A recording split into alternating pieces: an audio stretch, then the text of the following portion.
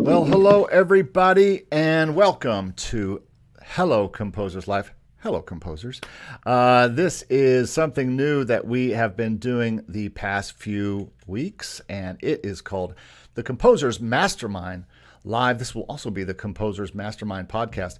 Whenever Eric takes some time to actually make the podcast and start the podcast channel. But everywhere you find podcasts, you will start finding the Hello Composers podcast, which is this live show that we do every week. And it's called the Composers Mastermind. We've been doing a mastermind all of this year with different composers, and it's been a lovely, fun time. Yeah, Eric sounds good there. And, so make sure you subscribe. If you're just a composer and you're just finding this, you just stumbled upon this for some reason, thanks for being here. Make sure you subscribe and be part of this every week, because the point of doing this is not just to have composers on, but for us all.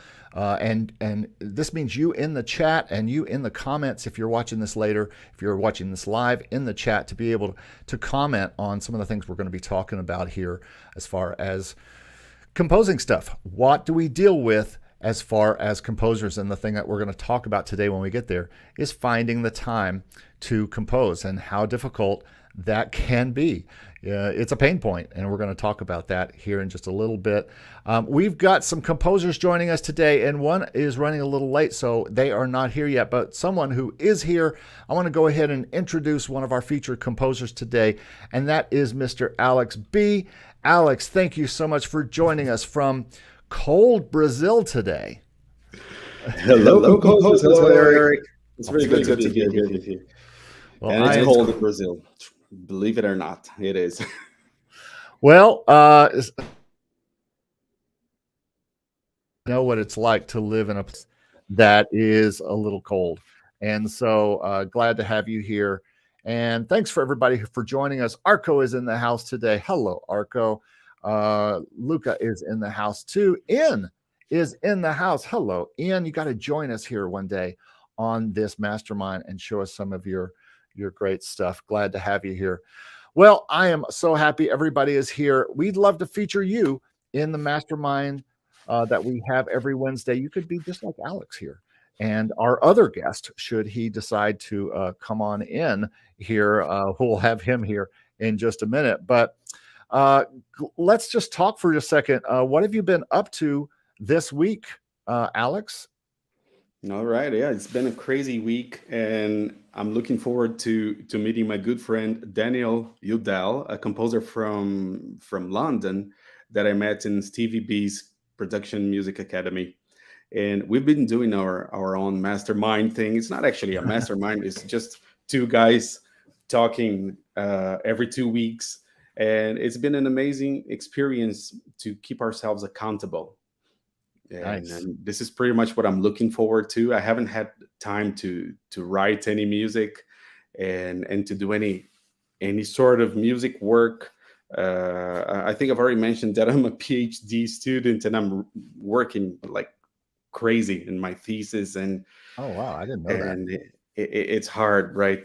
Finding time to compose is actually a hot topic for all of us. Well, good. That's what we're going to talk about today. Now, I have a kid, a wife, and there's a life going on around. Exactly. Yeah. Oh, yeah, that thing.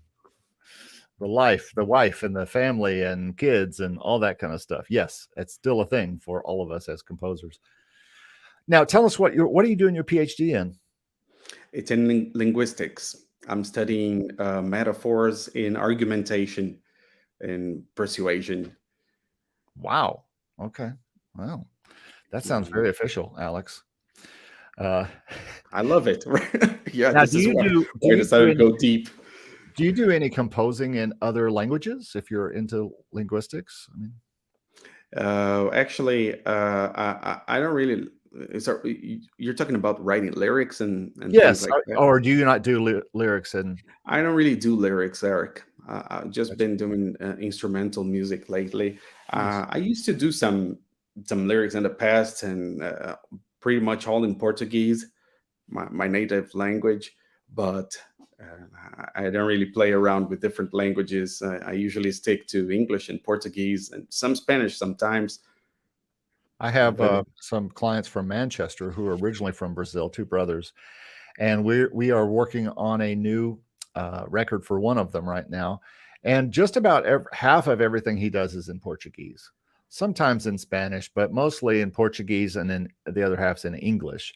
And actually, one of the songs we're doing in 5 different languages. So that might interest you. I wow. don't know why we're doing it in 5 different languages, but we Yeah, are. that's a question in my mind. Why would you do that? I don't know, but I think it has something to do with his family or his father or something like that. So yeah, we're going to be working on that. But they are also from Brazil and live in London or Manchester now, So and so cool. Yeah. so One thing that people used to do here in Brazil was to record world hits, usually from the United States in Portuguese, and when we have a big hit here, people record it again in English or Spanish or other languages, but it's the same music. yeah. It's just the same composition and with an adaptation of the lyrics. And I think that's the point here. They just want to make the songs as world focused as possible, so that people from lots of different languages and societies and things like that can join and enjoy the songs in their native language. So, which is fine. I've done stuff in French. I've done stuff in Spanish. I've done stuff in all sorts of languages. Portuguese. I've done it in a lot of languages, so it's no big deal for me. Well, thanks for being here, Alex. My name is Eric Copeland. My official composing name is John Eric Copeland. But, I just wanted to talk today about this. It may sound silly, but there are a lot of times when you just have to make time to compose. And this is something that, we have been dealing with for a long time with being composers. You have to make yourself sometimes work on your compositions. And I see Shane is coming into the chat here. I'll wait till he gets settled and set with his camera. But listen, with all the things we have to do, Alex was just talking about it: job, family, clients. He's working on a PhD. I like to work out. We have hobbies. I just picked up a new hobby this week. It's finding old pianos and re-establish and just like fixing them up and turning them into pieces of furniture. You know why? Because I don't have enough to do, Alex. I need more to do, because I apparently don't have enough to do, that I'm going to get a hobby, go out this weekend and get a truck and find 3 pianos that people are giving away for free and salvage them into something. Oh my How goodness. ridiculous. But it's Yeah, and ridiculous, but it is also something that I it's am. not ridiculous. Well, I love the piano, but I also it's a nice hobby away from sitting in front of the piano and stuff like that. So And the funny thing to me is that the busier you are, the more productive you are. yeah, And it's crazy. I've never been so productive in my life. And after I joined this whole composing journey and this story and writing the thesis and taking care of my kid and wife right. and the 4 cats I have around and everything. But it's crazy. We just work better under pressure. Yeah. Well, you'd be surprised, even when music is your job, which it is for me, how trying to make stuff for libraries, make stuff for clients. I was just telling you about my clients from England that I have to produce for, YouTube channels, podcasts, lives, all the kind of stuff I do. It's still hard to get to my music, which I talk about a lot. But I did a poll a few weeks ago and I said, what is your greatest pain point? This was on the Make Music Income channel. And I had about 90 to 100 responses, I think. And the number one answer was that people just have a hard time finding time to compose. It's one of the biggest problems for busy people. We're all busy. We're probably too busy, is the problem. I mean, especially when we stack on, being working in a working at a school or doing your PhD and then having a job. Do you have a job as well? What do you do for a living? Yeah, I'm a teacher. Yeah. Yeah. Yeah.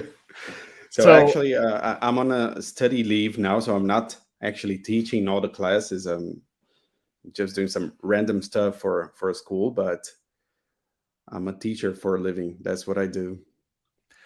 Well, I found it interesting that in uh, in our in the poll that that most people had a hard time trying to find time. And so, one of the things that I've found that helps this as a composer is to put it first in your day.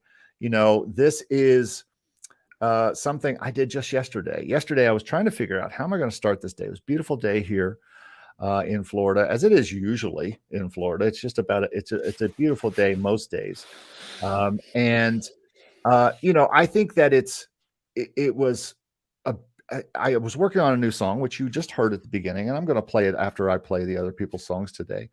But it was just a beautiful time to kind of get my bearings for the day. It was the first thing that I did, and so I think that's a good time if you can figure out a way to start your day working on your own music. And now, listen, this is a hard thing. You've got a lot of times carve out the time. You've got to carve out time to kind of find time to be by yourself and work on your music, which is difficult, right? I mean, you can't always find that, but I find that if you are careful to put it at the beginning of your day, it is something that can, first of all, start your day great. You're not starting with work. You're not starting with, now sometimes if you have to do kids, but I know people who've had kids, Alex, and have started their day way before the kids even get up. They get up at 5 a.m. to beat the kids up and then have that hour to kind of sit around and work on their stuff before the house even wakes up. Where is your time in the day? Where do you schedule, or have you carved out a time in your daily life or weekly life? Yeah, so it's usually on weekends. I usually leave my wife and my kid in the living room there playing their video games, and I lock myself here in my small studio, which is also an office. This is where I write my stuff and everything for school and for the university, but it's usually the weekends, and I've already tried to do it at the end of the day, but it's not as productive as starting in the beginning of the day, because we need a fresh mind. At least I do. I need a fresh mind to think of, to let my musical ideas flow. And I tried doing it at the end of the day in the beginning of this week, and I got really frustrated because I just couldn't move on with the ideas that I had. And so I'm gonna take it from you, Eric. I'm gonna wake up earlier. Well, here we have a comment right here from Luca. Start my day with Luca says, composing. every day I start composing at 6 a.m. and it's a wonderful way to start the day. And now I am not a miracle mornings, right? Well, that's what it's as a all matter about. of fact, I had lunch yesterday with Dave Croft, by the way. Speaking of miracle mornings, I had lunch with Dave yesterday. Great dude. We ate at Hot Dog Heaven. If you ever, it's a very interesting place. It sits on the road in kind of outside downtown Orlando, and you face the road, and ducks and birds and everybody comes up because they want the hot dog buns. And it's like being at a zoo, except there's a road with cars flying past, and then there's an airport, a small little airport on the other side of the road. So you're sitting there watching planes take off over your head and eating a hot dog. It's a very interesting time. But yes, Dave Croft is the Miracle Morning guy, and he is up long before, probably only a few hours after I go to bed on most weeknights. But Dave is a morning person. He gets up in the darkness and rides his bike and does all sorts of stuff. And he's at work by 6 a.m., just like Luca here. And likely is starting with something that he has to work on or something like that. So it's pretty good. Just so everybody knows, we do have another composer joining us today. He is en route right now in his car. So, hey, Shane, how you doing? Hey, Eric, how are you? I'm good. Listen, folks, when you are busy composers and running back and forth to jobs and doing stuff, you never know what's going on. What's going on with you this week, Shane? Well, I just got a gig to play a musical up at an outdoor theater we have here in Las Vegas, which is kind of unusual since it's so hot here. Yeah. So I got that on the schedule. That'll be the whole month of June. There'll be 20 calls on that. So and then working on some additional compositions. Just trying to find time to compose, trying to continue my exploration of music composition. From different areas. When is your time to compose, Shane? I usually compose in the evenings. I have usually blocked off from 7 to 10 at night for composition. Monday, Wednesday, Friday, and Saturday. Tuesdays, I do other work outside, other gig work outside. So I don't have Tuesdays and Thursdays. I have praise team rehearsal. So I have something going on with music almost every single day. Yeah. Well, and that's what I was talking about, how important it is. And another thing I was going to bring up is scheduling it. And you schedule yours. I don't schedule mine. I am lucky if I will. I'm just gonna kind of mute you guys back and forth here a little bit, so just so I won't have any noise. Don't worry about it. I can mute you and unmute you. But I find that for me, let me adjust my camera for this particular setup.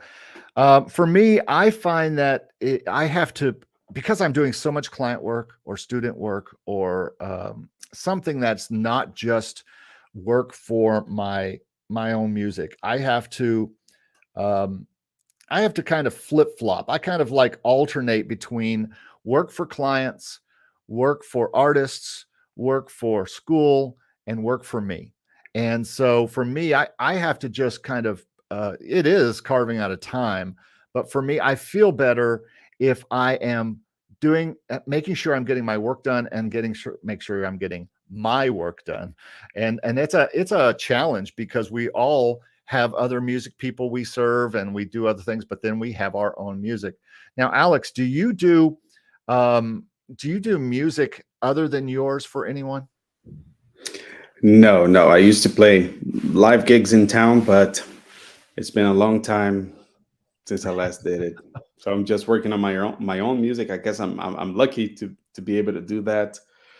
Well, for you, there is no other musical focus in your life really than your own music. Is that right? Yeah, that's right. I've been trying to get into sync libraries, and there's the ongoing art list fight that I've been fighting for quite a while now to get in, but that's pretty much all I do. I just work on my own music right now. Well, hot dog, speak of the devil, Dave Croft is in the house shouting Hello, out Dave. composers. Hey, Dave, good to see you. And I was just telling everybody about our hot dog heaven experience yesterday and the airplanes and the ducks and the birds and the cars. It was quite a time that we had, but you're going to see Dave around here some, and we're going to be talking some more. Arco says that he starts his day with some workout and then a cup of tea and then the compose. And so he's doing it right there. Dave says, oh, yesterday was heaven for sure. If that's heaven, I might need to rethink some things, but it wasn't bad. But it was fun. We did have a good time. So I'm going to move my chair over here a little bit. All right. So that's the hard thing, folks. Trying to find a time to compose. It's not easy. We're always trying to figure that thing out. And if you have an idea for us when you compose, Dave, I know that you compose early. If you're still here, let us know if there's a time that you do that every day or every week you have kind of penciled in. Do you schedule your composing time? Would love to know that. Anyone else, if you have a comment about this before we leave it, let us know in the chat how you feel about composing. When do you find time?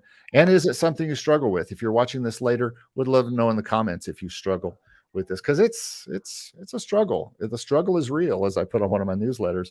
We are all dealing with it because it's fun to compose, but that being said, we all have lives. Shane's driving to work right now or driving, we're all in the middle of everything. I drive an hour back and forth 2 hours to work every day.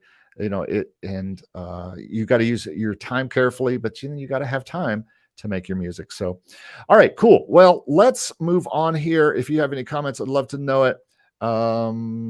Dave says, I do my live stream every Friday AM, but I pepper in times throughout the week. Oh, that's right. You do a live composing. I don't even know if I could ever do a live composing stream. That just, to me, that seems a little, it's not that I'm private with it or anything. It just seems entirely boring. Good Lord. I don't know why anybody would want to watch me sit there and work in Logic. Arco says, I don't really schedule it. I just open up my DAW and my mind comes up with something. Well, I don't doubt that, Arco. And then Dave says, I found it helps to consolidate days dedicated to more admin stuff. Yeah. Dave and I were talking about this yesterday, and he doesn't necessarily do the same thing that I do. He doesn't flip-flop it around different things. He has a specific time that he wants to be focused on it, and then focuses on the other things, and not scheduling. Ooh, from here to here, I'm going to do this, and from here to here, I'm going to do this. It's also it's a little tough. But anyway, Talk It. Good to have you on the podcast here. Best music I make is between 1 and 3 a.m. because I'm a night owl. Wow. You know, this used to be me. I used to do that too. Back when my kids were small, especially, I would stay up all night long because I was just always up. It's just my clock always ran late. Now I've come to figure out that's probably more about caffeine than it is my real clock. Because ever since I was a kid, I drank a Coca-Cola about 11 o'clock at night. And so I've come to realize that my body is very reactive to caffeine. And so I'm probably mostly at night up because I am caffeine is so high in my body, because I've started taking it out. And guess what? I get sleepy at 12 or so and go to sleep. So, and to be honest with you, I like getting up in the morning around 7. I'm not quite the Dave Croft morning madman, but I do like getting up and seeing the beautiful day and getting started with the day as early as possible. But with a job that I don't get home until about midnight or 1, I don't have a choice. And it really depends on your schedule. What is your schedule doing? What is your schedule give you the opportunity to? We all have schedules. We have kids that have schedules. We have partners who have schedules. We have jobs that keep us on a schedule. And so it's just important to find that time, and then whatever it is, claim it, stake it, and get to it. So anyway, thanks for joining us for the Composers Mastermind Live. We're getting ready to listen to some music here in just a minute. But I want to just talk about the Composers Mastermind Live. If you're just joining us, we do this every Wednesday, or something that we're trying every Wednesday now. And we're going to have featured composers, as you can see right here, and listen to their music and directly get thoughts and feedback from them. I have a few more comments. Dave says, yeah, caffeine has zero effect on me. I nurse a coffee all day. My wife is like that. She can drink a coffee and go to sleep right away. She can just drink a whole cup of coffee, caffeinated coffee. I've never seen her drink decaf our whole marriage. So she has no problem with this. Lucas says, I couldn't compose at all at night. At 9 p.m., I'm totally unable to do anything. Well, I guess I get that. I don't know. Shane, are you a night person or morning person? Sorry, I'll unmute you. I'm up at 6:30 every morning because I have dogs that I have to take for a walk. So I'm usually in bed by but up by 6:30 morning. In bed by when? We lost you for a second. Between 10 and 10:30. Oh, okay. All right. So early nighter. So you're just like Luca. You guys were going on to bed early. Okay. Absolutely. Well, I don't think that's and Dave's the same way. Dave says, I'm toast by 8 p.m. Well, I would hope so, because you get up in the middle of the night. But anyway, so thanks for those comments. Well, yeah, Arco says, Eric and I have 3 things in common: tea, basketball, and music. Okay. All right. And we're both going to be studied people. You're getting ready to go study, Arco. So that's very cool. Anyway, glad to have you here. You know, this is a show where we talk about composer life. This is a show where we get live face-to-face feedback with these guys here. So if you want to be one of the featured composers, make sure that you get in touch We have live feedback from the chat.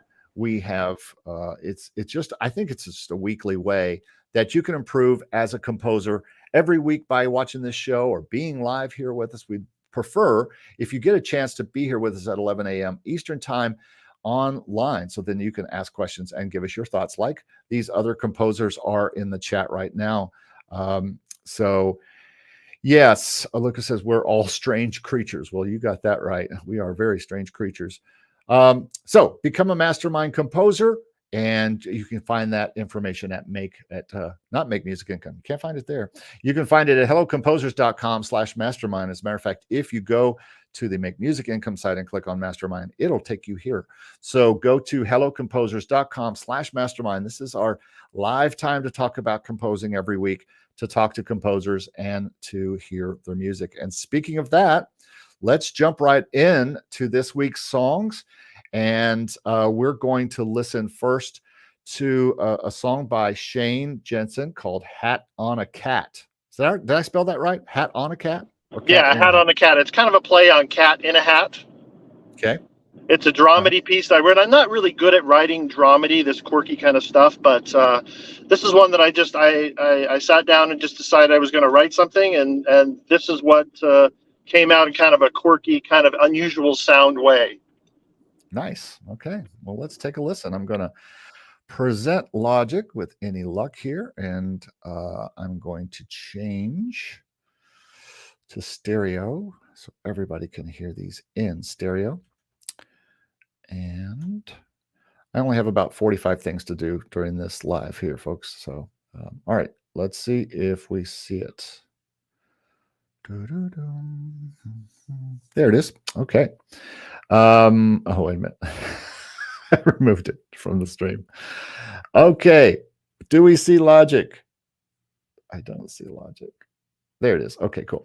All right. So going to go to Logic, going to change our sound so that we hear stereo. And then we're going to listen to this song from Shane.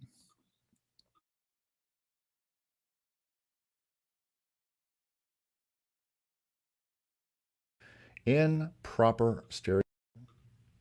And here we go. Sound like it's in stereo?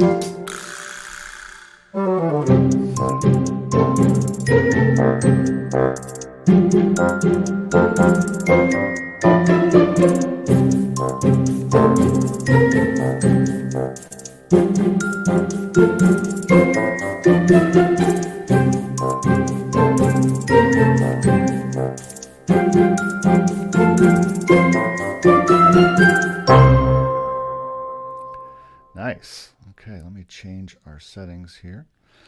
So yeah,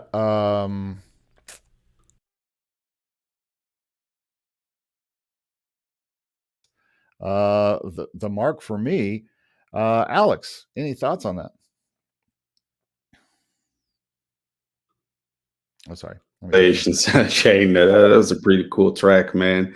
And you said this is something you don't really write a lot, or you don't really like doing it a lot, but you did a great job there, man. It's really something. Cool it's not something that I have really done a lot of. I try to expand out and try to compose in different forms and different genres, and so some of them I cleave to a little bit better, more piano music, but some of them takes a little bit longer. But it was fun to write. Yeah, it's very fun. And Lucas says it's a very funny theme. Yes. Yeah, I really enjoyed that. It hits all the bells and whistles for me as far as this kind of music. Um, I can certainly hear it behind any reality show. Um, Talkit says, I like that the shaker hits 3/4 of the way through.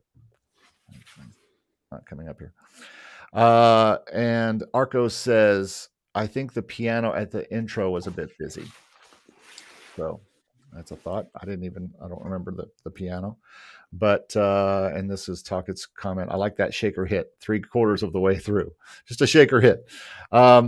Yeah, Arco says he liked it as well. So yeah, I think it was. I don't really hear anything that I was just like, oh, I would do this with that. This kind of song is so utilitarian in its use in these kind of shows that we watch all the time, and pieces are used and then it stops. And I think this has a lot of nice dun dun dun dun dun dun dun dun. And then it kind of, so those little pieces could be snipped out and put just in 5 seconds here, 3 seconds there, Yeah. and I think that works. I remember that our friend Ray, who was in one of our masterminds, he would also do a lot of little pieces of things. And I always thought that was an interesting idea, so that it was useful to the people who are going to be chopping this up and using it. Anybody have any more comments? Let us know. Otherwise, we're going to move on to Shane's second song. Any other thoughts about that, Shane? No, I think that it's one of those things. It's kind of I try to do a little call and response when I write my dramedy. So that's where I kind of get instruments just kind of interweaving and playing, filling spaces that aren't necessarily taken up by the main melodic line. I love it, to be honest with you. I think dramedy is. I think I might be thinking about doing a dramedy album, a whole album of dramedy, just because it's so much fun to play with the orchestral instruments in that way, where you can be a little goofy, you can be a little experimental with them, and you can really take advantage of articulations and do a lot of interesting things with this style.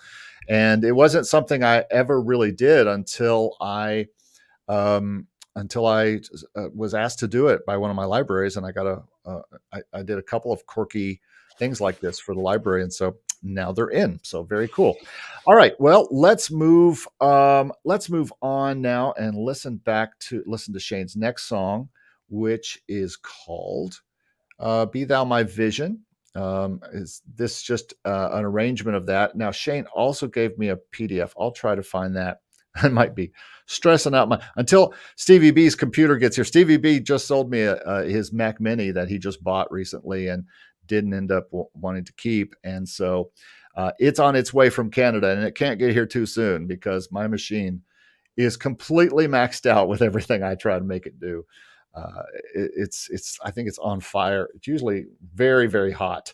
And so so it's really helpful though, because I could just cook some bacon on it while I'm, doing all these things and have a little breakfast. But it is burning up hot, and that poor thing it's 2014 Mac Mini. I've put it through too much.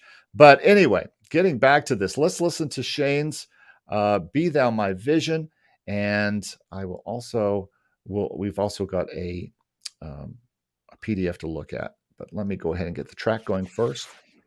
Anything you want to say about this, Shane? This was composed for, we did a Lenten soup lunch. So I arranged 7 hymns for this particular loop supper. And this was one of them. Hymns are difficult to arrange. But I think it's kind of fun. So I try to put a spin on it, and this is what the result was. I always enjoy arranging hymns, as people know who listen to me. And let me tell you this, my friends, if you are interested in recurring income from libraries, I don't know if I've had anything more recurring that gets used than hymns, to be honest with you. That's the thing that gets used mostly from me on all the libraries. That's why I continue to make pennies, is because I continue to put out hymns. And guess what? People are searching for those on these libraries. And so it's better than hoping that you get suggested by the library, and more that they stay recurrent because people keep looking for them. So this is Be Thou My Vision, and let's take a listen to it now. I'm also going to try to bring up, with any luck, I'm going to try to bring up the PDF as well. So we'll see. If everything completely explodes, you'll know why.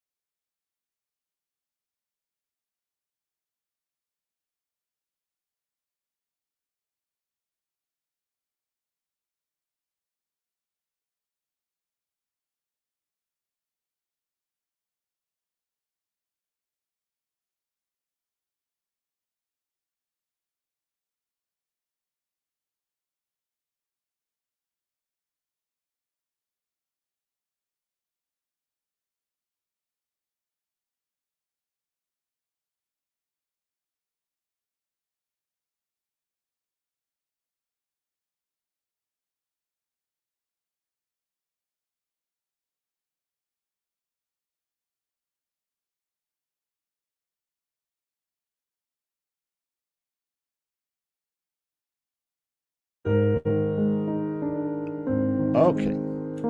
Sorry, everybody. Let me try that one more time.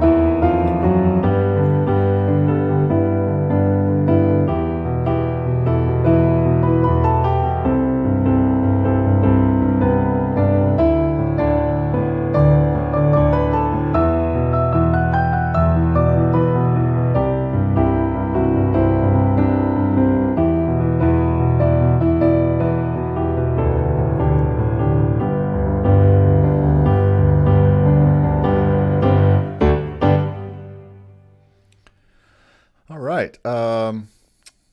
Shane, are you turning your video off? Just making sure. I want to make sure I'm not doing that.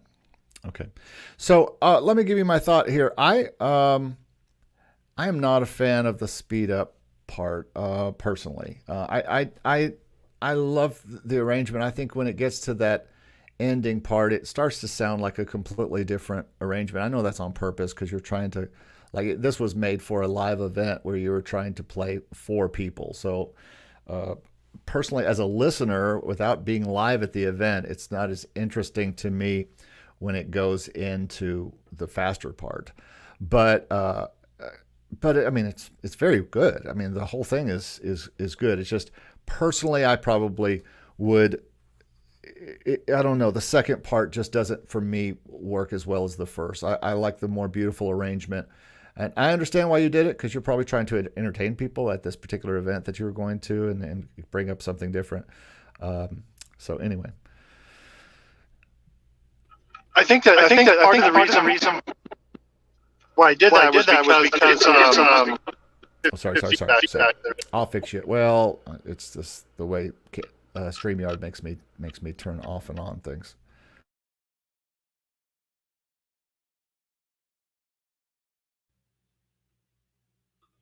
Go ahead. Oh yeah, I think part of the reason why I put the fast section in there is because this song is been I've heard it done both slow and fast. So iconic, like Ren Collective has done this as a much faster song. Some have done it as a meditative thing, and so it was just I wanted to provide some just some variety in there. And one of the things I try to do with my hymn arrangements is I try to make them accessible because I put them up on ArrangeMe. And so, in fact, I just sold one of these hymns, an arrangement, which is truly exciting to sell something on ArrangeMe, even though it's only $1.50. Yeah, I But it know. really is truly exciting. Yeah, yeah. Especially, you especially probably get excited because someone else has the music to be able to play in their own way and to have the joy of playing your music that you wrote. It is really cool, and I sell a lot of stuff on there, and it does feel it's a whole different feeling than someone downloading on Spotify or downloading on a Motion Array or something like that. It's just a completely different feeling because someone's going to be making the music that you made rather than just listening and tapping their foot and going, yeah, it's good, or saying, you know, uh, or us listening and say, like Tuckett says here, maybe some accompanying strings for the later half. I like it as a solo piano piece though. So yeah, I think it's just going to be personal preference if you like that sped up part at the end. But very cool that you sold something. If you don't know what Shane is talking about, he's talking about um, places that you can sell your sheet music, and ArrangeMe sells it through a couple different sheet music sites. And yeah, that is one of those things that I wish I was doing more of, is getting my music up on more of my music up there. It's just as hard as it is to produce it, it's also that hard to get it into that shape. At least for me, Shane probably writes his in that way most of the time. I make mine on a DAW, and then I have to remake it for for sheet Yeah, music.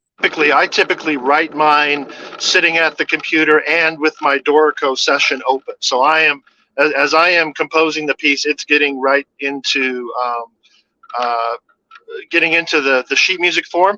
And I think that for me, it enables me to create things that are more accessible with rhythms and stuff like that might be accessible to the vast majority of pianists who are probably beginners or intermediate people. So that opens up a wider audience, I think. Yeah, I've got a song that I showed last week called Five Reasons, and it really needs to be scored for live players. But and when it's scored, it'll be much more interesting than it is in MIDI version. Because in MIDI version, it's probably just a bunch of things looped and different things like that. But when I put it into sheet music and I go in there and start editing the parts, I will make more interesting things happen. I've done it a million times when I take something that's MIDI and turn it into sheet music. The parts get way more interesting because you can't just have a violin player playing the same dynamic for 24 bars and playing the same five notes over and over and over. It's going to sound terrible. And so you've got to put some dynamic movement in there. You've got to put some note changes in there. You've got to put some just lots of different things that we don't think about in MIDI because we're just cranking stuff out. So that's a good thought. All right, Alex, any thoughts about that arrangement? Yeah, I think it's a beautifully crafted solo piano piece. And my takeaway from this, so this is not the kind of music I usually work with, but my biggest takeaway here is how much it is different, the way you compose, the way you arrange your music, according to where you're sending it to. So if you, I usually have libraries in mind when I'm composing. I get my references from music libraries, and the speed up part is not something we would have in a library, for example. And but it's completely okay for an arrangement shop like the one that Arrange Me, right, is the one you mentioned. It's completely okay, and it's totally fine, or even it's a good thing for a live performance, because you want to engage the audience, and people, there's going to be this exchange of energy between the performer and the audience. And we do it all the time. Sometimes we have some weird breakdowns while we're playing, just to engage the audience. And that's the big takeaway I'm taking from this beautiful work. Shane, good job, man. Yeah, I will say that I think that I do have a tendency to compartmentalize in what I am trying to compose. When I'm creating my production music, it's very, from the things that I've learned from Eric and from Dave and all these people, it's very formulaic. But when I'm composing for the artistic, creative side of the brain, it's a completely different area that I'm working in. Yeah, and it's probably more, it's less assembly line and way more focused creative and focused composing. And I think a lot of you listening probably are people who create for libraries like Alex is talking about, and I do a lot of times too. And I know from my master's work, that was just such a completely different experience creating for other professionals and for players. We don't usually create for players. We're creating for audiences when we create music for Spotify or we create music for libraries. We're delivering the whole thing and say, hey, listen to this. Here's the way it is, versus what Shane's talking about, which is making something and then having someone be able to really adapt it to their own playing and their own style. And it's just a whole different thing. Very good. Well, let's move on here to Mr. Alex B. and his song Urban Spirit. Alex, anything you want to say about this song? All right. So this is a song I wrote. It's a funky track that I wrote for a buyout opportunity on Motion Array. And I submitted to them. They never got back to me, so they probably didn't like it very much, although it was accepted in the library to be in my catalog there. But it hasn't had a lot of downloads so far. It's been there for 2 weeks now, I guess, and it's only had 10 or 12 downloads. Yeah. And we're experiencing some weird days on Motion Array lately. Yeah. It's rough. Even for you, who at the beginning of this year had a gigantic month there, and then just a few months later, it's like very quiet, which shows you the power of their suggestion side in the front. If you're not suggested in the front, it's very hard for your song to get found if it's just an original song that just is on there. But anyway, by the way, Shane, you may have seen this, but Arco is worried about you driving and joining the stream. That's very sweet, Arco. Thank you. Yeah. I've now stopped driving. I am now parked. Thank you for your concern, Arco. I appreciate that. All right. Let's listen to this song by Alex. Anything that you want to say about this song, Alex, before we listen? No, that's it. That's pretty much all the story. Okay, very good. All right. Well, let's listen.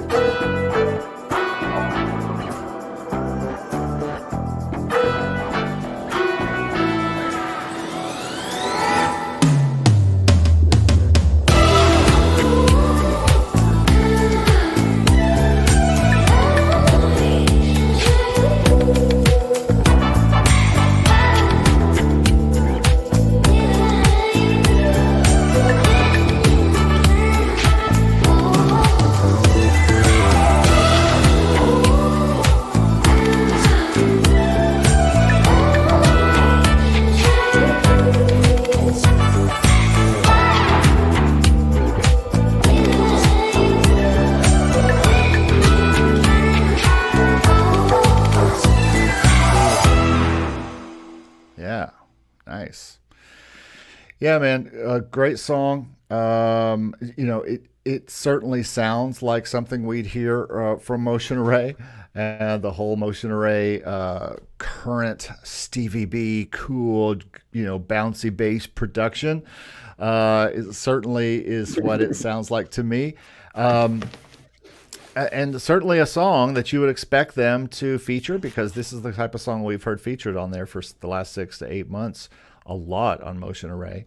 But yeah, Luca is not a fan of the brass sound. I thought it sounded fine. It didn't bother me that much. Bradford says it sounds like a girl is getting ready to go out on the town. I'm not sure. Okay. Well, that's a strange comment. But anyway, that's interesting. Yeah, I can see any of those kind of things. Also, when you hear a song like this, you think about songs that are going to be used in a Motion Array use. And again, Steve and I just did something about Serve the Client on our podcast this week, where we talk about making songs that are going to have a use. And I watch a lot of YouTubers. I watch way too much YouTube. And I hear them, like, they'll stop whatever they're doing and they'll say, now we're going to go walk the promenade on the cruise ship. And they'll just play music behind it while they're walking through a party type of scene. This is the type of song that, you find on these sites. And this is the type of song that is used in these kind of things. And I see these videos using these kind of songs, and they just... on one hand, they have to use them because otherwise the music from the cruise ship or from wherever they are will be playing, and it'll monetize their video wrong. So they got to use non-exclusive music like this. But anyway, sounds great. I didn't really hear anything that bothered me. The only thing that did bother me, I take that back. There is something that bothered me. Their girl singing voice and really verbed out. It seemed to like wash out the whole thing for me. I wouldn't mind hearing a mix of this that had that dialed back a little bit and maybe less verb and stuff on it, because it seemed to make the whole thing a little too washy. Whereas I had this cool funk thing going, and I just, I just think personally that's what I would have done. Shane, any thoughts? Yeah, Alex, Oh, sorry. Sorry. Go ahead. Alex, I really like this piece. And one of the things I felt was really pretty cool about it was it had this iconic bass line. And I remember, I'm old enough to remember in the 1970s, there was this show called Barney Miller.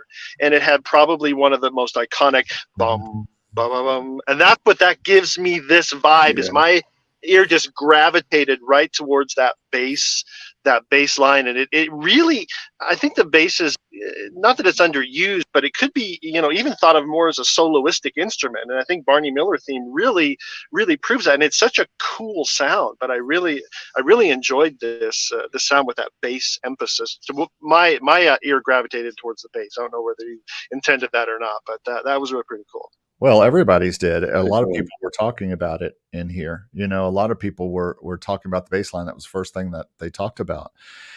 And you play all your bass and guitars, right? You're obviously a guitarist. I do, yeah. And the bass was my first strings instrument when I was a kid, and I just fell in love with it right away. The first time I picked up one, and I really wanted. I intended to have a bass-driven track when I started writing it. So I just laid the beat in my Logic session and came up with the bass line.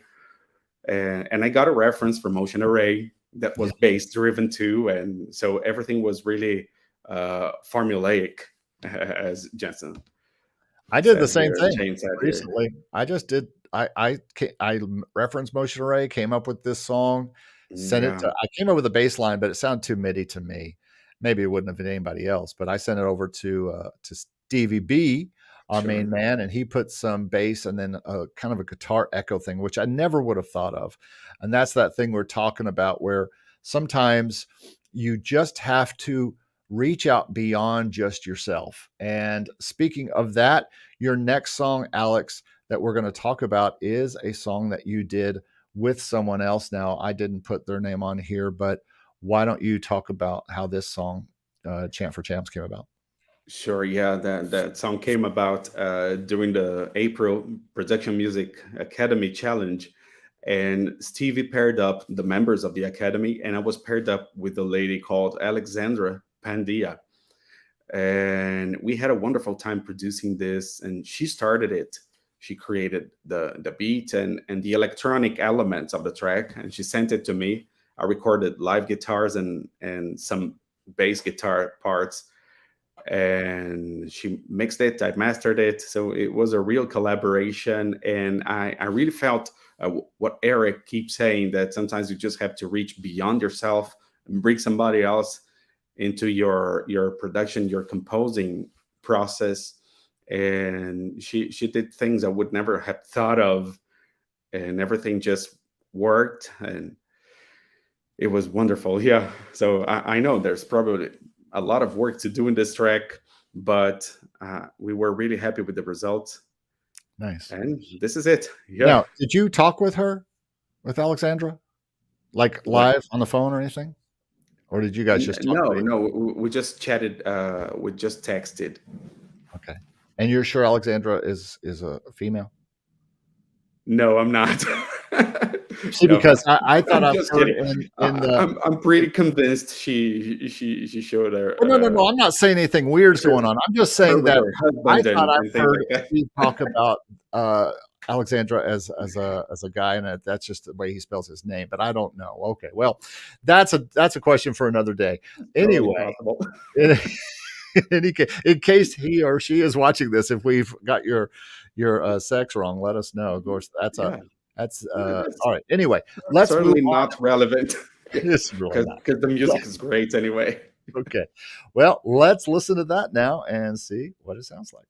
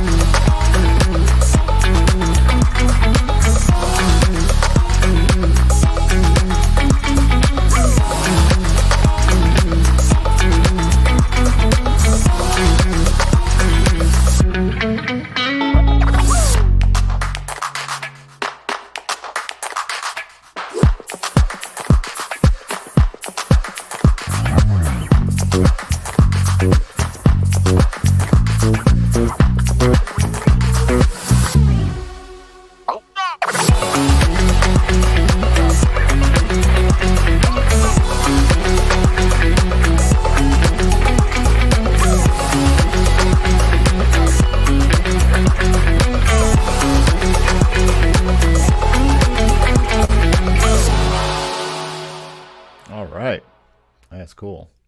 That's the typical library music, right? It really is. That's what it sounds like. With all the added points and everything. Just now, are you able to put this in? Are you guys going to put this in Motion Array or anything like that, or is it? Are you able to? We've been actually talking about creating a joint art list application, probably put this in the bundle. And we're probably going to apply as a duo in the future. Well, you can certainly put it up. That out. You can certainly put it up to Spotify and stuff like that somehow. Yeah. They make it easy way to split stuff. So yeah, very cool groove, very cool bass line again, and very nice tune. I heard this on your thing that Stevie B did with you guys. That was very cool. And Yeah, Arco wants to get playing on the drums.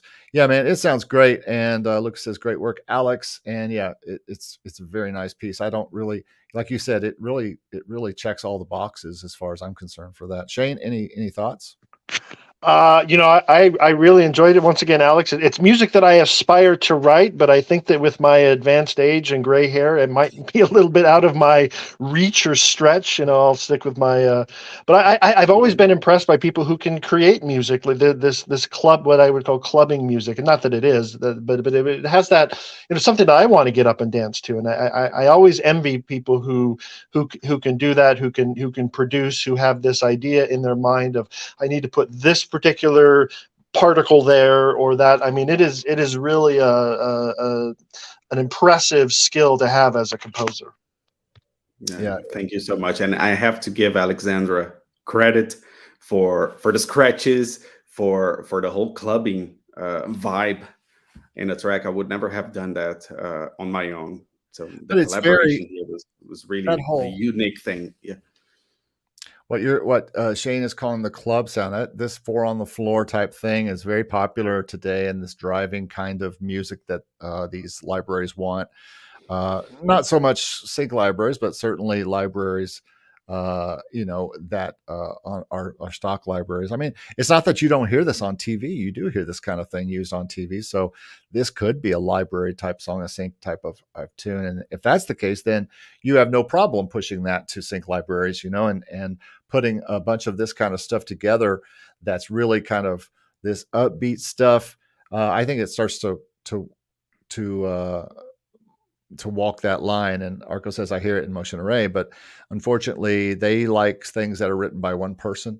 And so I don't think they have a way for you to co-write and put stuff in there. I did something recently, but unless you're able to say that it was written by one person and the other person just played some instruments on it, which is what me and Steve did recently, where he just played on something that I had already completed, and he just kind of acted as a player, as a work for hire type person, even though there was no work for hire. In fact, he sold me a computer. I guess I did pay for his computer, so in a way I am paying him money for that thing, so we'll just call it that. I do have a PayPal where I send him money, so that I think that's gonna that's what I can use as the paper trail there. All right, well, I have one song here to show you guys today. This is something I just did a mix of today. It's not done. I think I might have put the last thing on today, but I'll let you guys be the judge. This is also probably you would call this a corporate type tune. Another little, I make a lot of corporate tunes just noodling around on the keyboard, and I'll come up with some little noodle melody thing that is repeatable and it's really cute. And then I'll bring those home and see if those ideas have any merit. And this one I felt like did, and I had a lot of fun and did some fun drums to it. Not real drums, but some good drum programming on it. And had a lot of fun with it. And I just like the way it sounds, and it feels good to me. So this is called All Is Well, or All's Well. And I'll let you guys see what you think. Let me know. This is still in progress.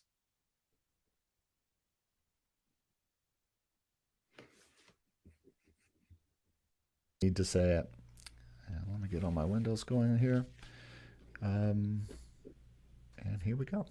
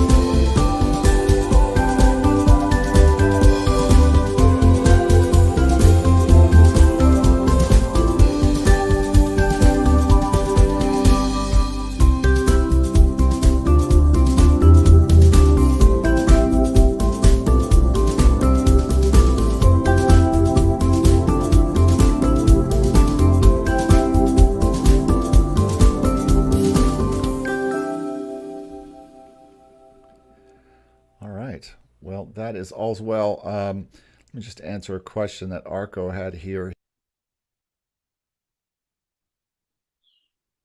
Or stock/sync. It's for stock and DSPs. I have started putting everything out on DS on Spotify and everything, even though it's going on stock. That's the beautiful thing about stock licensing, non-exclusive stock licensing. I can put it anywhere I want to, including in Spotify. And I think of Spotify, I think of libraries as a long game, but I think of Spotify and those kind of DSPs as the longer game.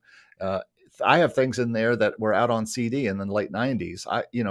That is the marketplace, and so I always want everything out in the marketplace.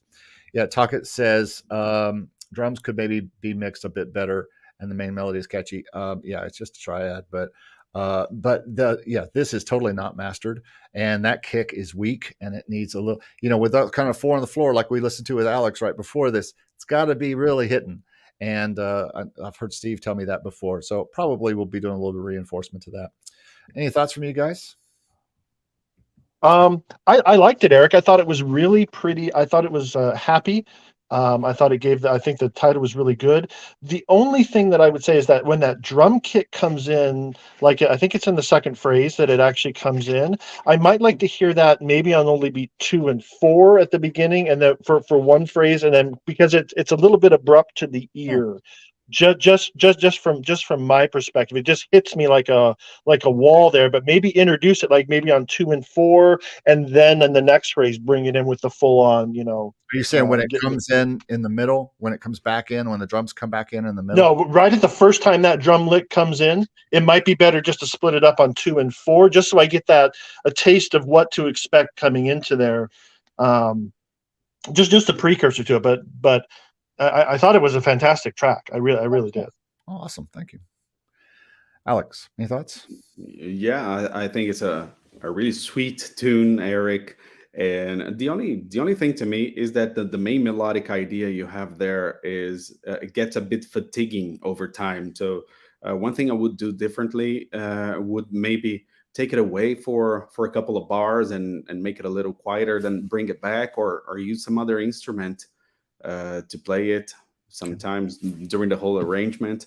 But it's a sweet track, man. It has a perfect happy vibe, and it certainly works for corporate material.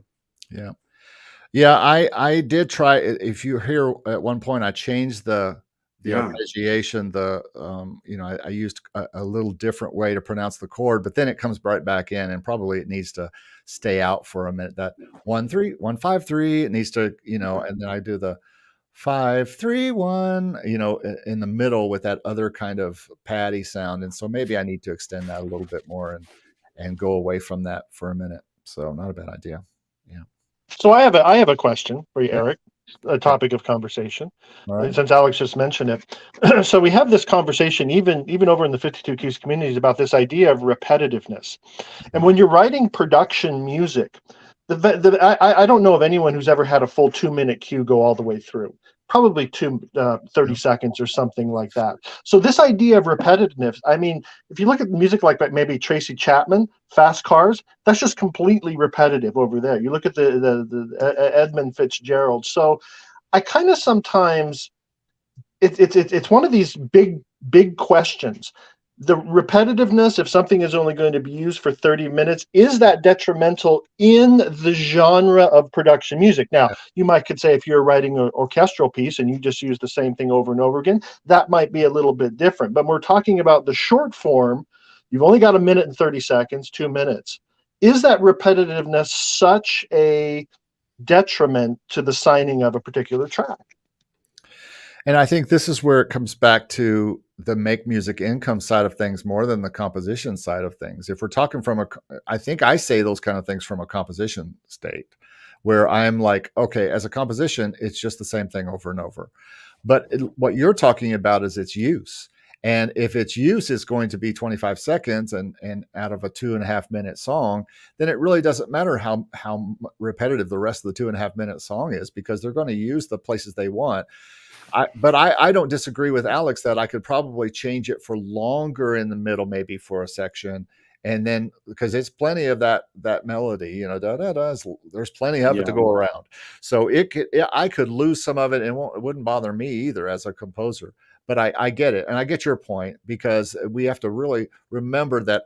Yeah, I don't know. You know what? The whole stock thing is that we've talked about, um, making music for these stock libraries, and this really goes beyond, is it making us money or not?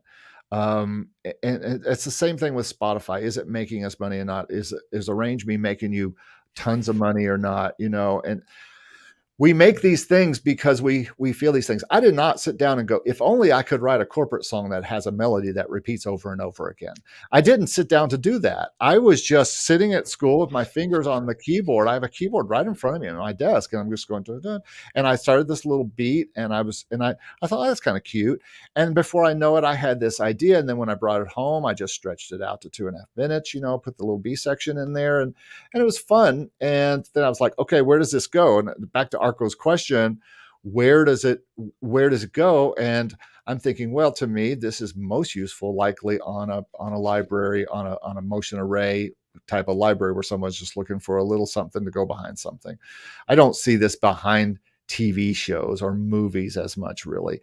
And I will put it on, but when I put it on Spotify, then it goes to a different use, Shane. It's not just used for 30 seconds. It's used for someone sitting down to listen for 2.5 minutes. And if that's the case, then I really do need to think about that. And just like my make music income from all ways, I think about all kinds of ways to make music income. We have to think about multiple uses of things, and not just what happens if you're only focused on sync licensing and you only focus on a scene, writing for a scene, that's different.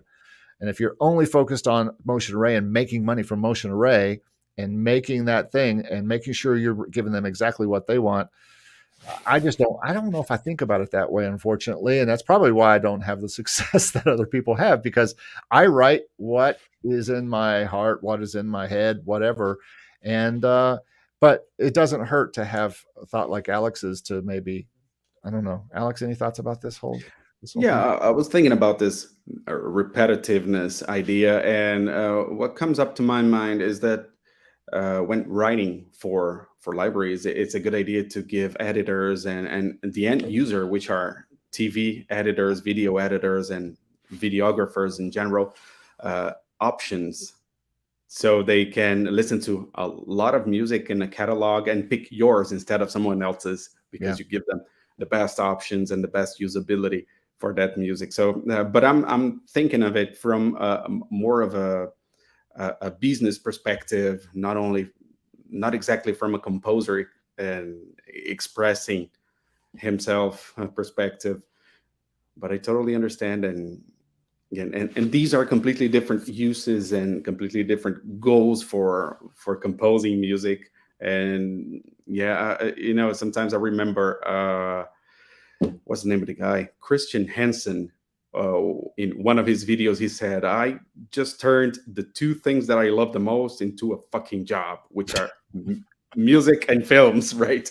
And sometimes we do this, and this is pretty much what I've been trying to do lately. And I don't know if it's right or wrong, but I just happen to be happy writing music that gets used Yeah. by someone else. Good point. And so I just found that spot. I've never found that spot in my life. I've been involved with music for over 25 years now. So it's the first time that I saw that my music could be useful to somebody else, somebody other than my mother and my family.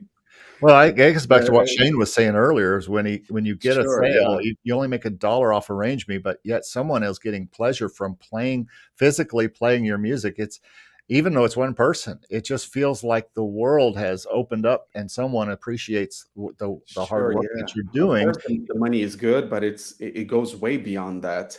Yeah. It's Well, kind yeah, of like money. if we get back to why we made music in the first place, which was to entertain people, to give someone else joy by Yeah, hearing it or experiencing it. We didn't just play it on the radio. They either played it, or when Mozart was writing things, he wasn't writing it I think he is writing as much for the players and the singers and all the people involved as he was the audience, because there was probably just as many people on the stage as there were out in the audience back then. So, and I know as composer, when I'm writing something for players to play, I want them to enjoy it and go, wow, this is really fun for me as a player. And so all of these things. And Arco says, I think production music does have some movements and melody, so it doesn't get boring. Maybe. Yeah. Again, it's just like Shane says, it's going to depend on the use. And if they're looking for 30 seconds, it's not going to matter how repetitive it is. But it might if they listen and they get tired of that melody. So that is something to think about. I also think that there's a distinction which sometimes gets blurred between production music and stock music. Yeah. I think that sometimes those lines get a little bit blurred. So stock music, yes, there is a definite difference between something that could be used for 2 minutes, but generally in production music, that's not the case. It's more like 30 seconds, 15 seconds. They'll go and grab another cue that they want to change the mood for. So it's that blurring of the line between stock and production and recreational, that you have to be very specific about your terminology when what you're writing for, and know what you're writing for. Yeah, there's differences between sync and production music. There's differences between trailer and production music. There's differences between stock, what makes a great corporate track, what makes a great, I mean, everybody has different uses for all these things. And that's, again, getting back to what Steve and I talked about, writing for who your client is. I don't necessarily do that. I tend to just write whatever I write, as people who know me know. But anyway, well, listen, I want to say thanks to everybody. We've been on here long enough, and we all have things to do today. Thank you guys, Alex and Shane, for joining me today on here and being part of this kind of new thing that we're doing with Composers Mastermind Live. If you are just watching this and you're not subscribed to this channel, make sure you subscribe. And it really helps the channel grow. And like this video too, that helps as well. I don't usually ask for that kind of thing, but I am trying to grow this channel and would like it to grow more. Thanks to everybody who's been here. We've had a good time. We've heard music. Everybody's happy. And all is well, as we say in the music business. All's well that ends well. So let's end it well. Everybody, thank you for being here. Arco, Luca, Talkit, thanks for being here. Nice to have you in today. I saw Jonathan Carlisle in here. Bradford Knights is in here. Everybody, thanks so much for being here. I'm going to end it now. We'll say goodbye. Say goodbye, everybody. And we'll see you guys next time. Thanks so much for being here. See you later.